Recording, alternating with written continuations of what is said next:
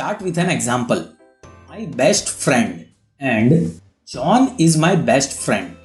Now, both of them are group of words, but one is a phrase and another is a clause. Can you identify which one is the phrase and which one is the clause? Let me give you a hint. From these two group of words, the group of word which has a subject and a verb combination is a clause, and the one which doesn't have the subject verb combination is a phrase. Now can you identify? My best friend is a group of word with no subject and a verb. So it's a phrase. And John is my best friend is having a subject verb combination. That is John as a subject and is as a verb. So it's a clause. Now let's define both of them properly with more examples to make things clear. First we will go with phrases. What is a phrase? Phrase is a group of words with no subject verb combination. It doesn't have any meaning if it is used alone. For example, the sports car. It is a group of words with a noun and an adjective. Watch movie. It is a group of words having verb. On the table. It is a group of words having preposition and noun, but it doesn't have any meaning if it is used alone. So phrases are actually group of words which are used as a single unit in a sentence. Now let's look at clauses. What is a clause? Clause is a group of words with a subject and a verb combination. It has a complete meaning by itself. Now clauses are mainly divided into two parts based on their usage. Maybe an independent clause or a dependent clause. An independent clause is actually a complete sentence. For example, you were in the party. It is a complete sentence and it doesn't depend on any another sentence to make it complete. Now, what is a dependent clause then? It is a group of words with a subject-verb combination, but it doesn't convey full meaning and hence it is not used as a sentence. For example, when I came home. Has a subject I and a verb came, and it is also a meaningful group of words, but it lacks the entire thought. That is, when I came home, then what? That is, we want to know what happened after that. Now if I say when I came home you were in the party, that's a complete sentence with one dependent clause and one independent clause. So we have the combination of dependent and independent clause a meaningful sentence. Let's look into some more examples of dependent and independent clauses. First, before you go to bed, you have to finish your homework. Here, before you go to bed cannot be used alone as it won't convey any meaning. So, it's a dependent clause. Whereas, you have to finish your homework is an independent clause as it can be used alone. Combining them both will give a complete meaning to a sentence. After months of research, he finally finished his first novel. Here, after months of research is a dependent clause and he finally finished his novel is an independent clause. Let's see one more example to make things even clear. I hate to drink coffee because it upsets my stomach. Here, I hate to drink coffee is an independent clause, while it upsets my stomach is a dependent clause. Now, I think you are clear with dependent and independent clauses. So we are done with the similarities and differences between phrases and clauses. So the key takeaways of the lessons are: first, the difference between a phrase and a clause, and second, independent and dependent clauses. Let's revise them. Firstly, what is a phrase? Phrase is a group of words without any subject and a verb combination, and it can't be used alone. Then what is a clause? It's a group of words but with a subject and a verb combination, and it can be used alone. Finally, there are mainly two types of clauses: independent clause and dependent clause. Independent clause are those which are complete sentences, and dependent clauses are those which are not complete. What exactly is a sentence? Sentence is a group of words and it is having three important characteristics.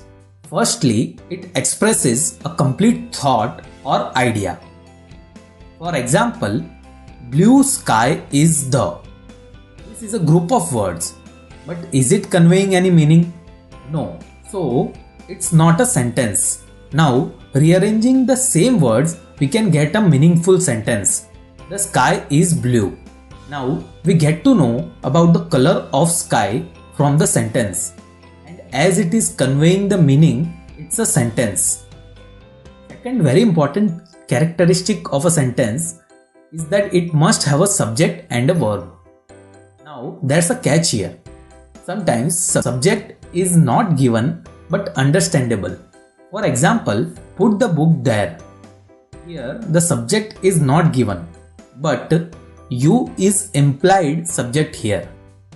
Third and the most important characteristic of a sentence is that the meaning of any sentence may be different based on different expressions.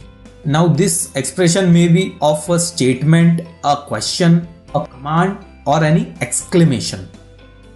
Based on different meanings or thoughts, sentences are mainly divided into four types. First, declarative sentences. Second, interrogative sentences. Third, imperative sentences. And fourth, exclamatory sentences. Let's understand each of them. First, declarative sentences.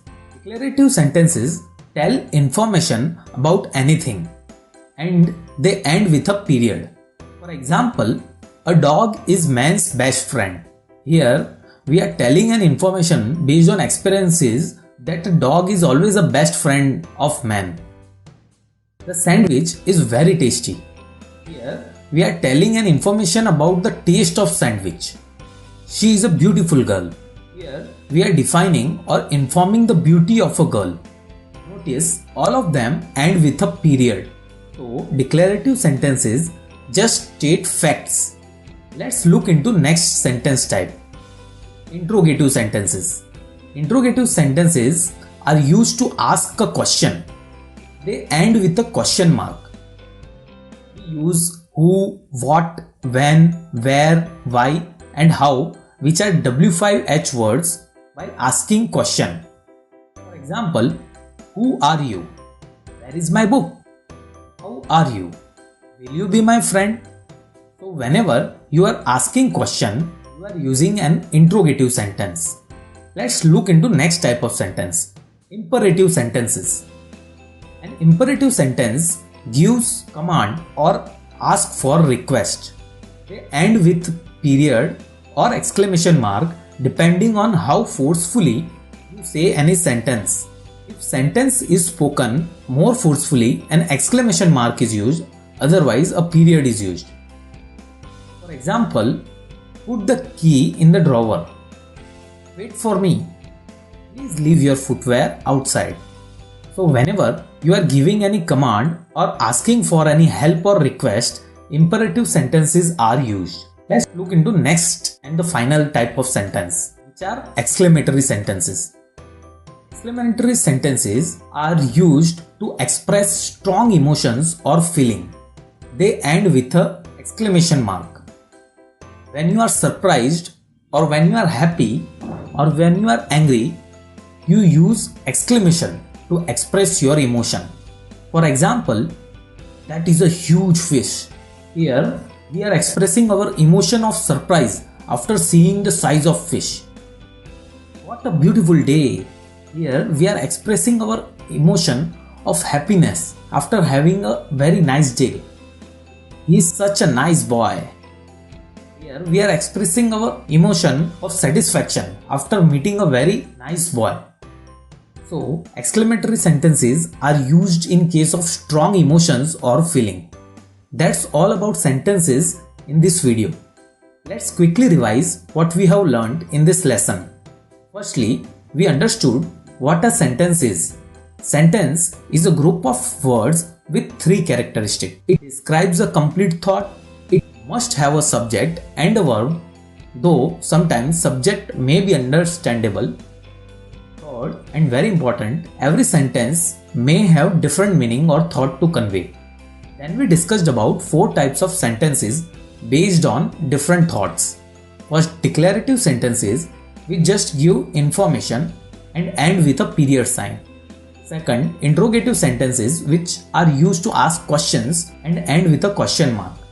Third, imperative sentences which gives command or ask for request and end with a period or exclamation mark. And fourth, exclamatory sentences which expresses strong feelings or emotions and end with a exclamation mark. What subject, object and predicate is all about. Every complete sentence has 2 parts, subject and predicate. Subject tells us what or who the sentence is about, and predicate tells us what the subject does. And what is an object then? Instead of performing any action, they receive the action. They are followed by verb and they function as noun or pronouns. Let's look into the example to make things clear. Compare the example with the definition of subject, predicate and object. Sam ate a cream cake. Here, who the sentence is about? It is about Sam. So, Sam is the subject here. And what Sam did? Sam ate the cream cake. So, ate the cream cake is a predicate here. And what Sam ate? It is the cake. So, cake is an object here. Let's look into another example to make things even more clear. Rajesh loves playing badminton regularly. Here, what the sentence is about? It is about Rajesh. So, Rajesh is a subject here. And what Rajesh plays regularly? Rajesh plays badminton regularly. So, plays badminton regularly is a predicate here. And what is the thing at the receiving end here? Or what Rajesh uses for playing? It is the badminton. So, badminton is object here. I hope you are clear now about subject, predicate and object.